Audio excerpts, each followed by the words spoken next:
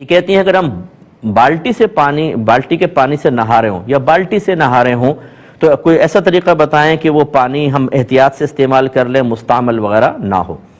پہلے سب دیکھنے والوں کو میں گزارش کر دیتا ہوں کہ دیکھیں پانی جو ہے وہ، یہ بہن نے کیوں پوچھا وہ میں سمجھا رہا ہوں کہ پانی بذات مطہر ہے۔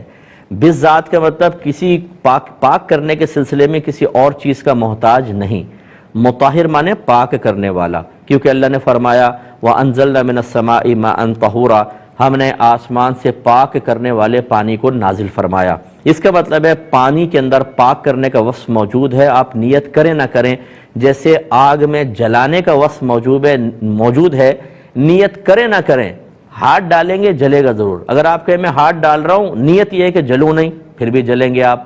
جواب کمپلیٹ کرتا ہوں ایک مختصر سے بریک کے بعد۔ تو ہم آپ کو بتا رہے تھے کہ پانی میں اللہ نے پاک کرنے والا وصف رکھا ہے، لہٰذا اگر بالٹی میں پانی ہے، آپ جیسے اس میں ہاتھ ڈالتے ہیں بغیر دھلا ہوا، بے وضو ہیں یا حالت جنابت میں ہاتھ ڈالتے ہیں اور یوں نکالیں گے، یہ پانی جو ہے وہ آپ کے اتنے حصے کو پاک کرے گا۔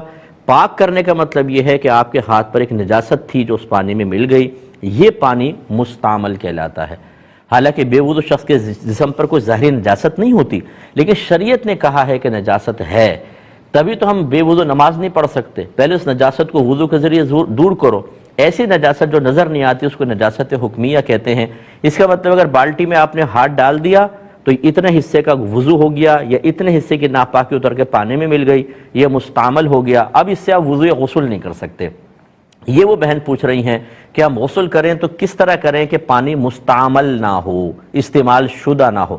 اب اس کا طریقہ یہ ہے کہ آپ پہلے اتنے ہاتھ دونوں علیحدہ دھو لیں تاکہ اگر بالٹی میں ڈبہ وغیرہ ہے اپنا ہاتھ ڈالیں تو پانی ناپاک نہ ہو، مستعمل نہ ہو، پھر وہ ڈبہ نکال کے آپ احتیاط سے نہائیں۔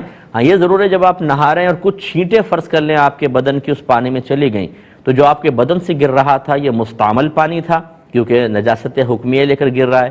جو بالٹی میں پانی ہے وہ غیر مستعمل ہے، اور اصول یہ ہوتا ہے کہ مستعمل اور غیر مستعمل آپس میں مل جائیں، جس کی مقدار زیادہ ہوگی حکم اسی کا ہوگا۔ اس کا مطلب ہے نہاتے ہوئے چند چھینٹیں پانی میں چلی بھی گئیں تو بالٹی میں غیر مستعمل کی مقدار چونکہ زیادہ ہے، اس لیے وہ سب کا سب نہانے کے قابل ہی رہے گا، آپ کی ایک آدھ چھینٹ جانے سے پانی ناپاک یعنی مستعمل نہیں ہوگا۔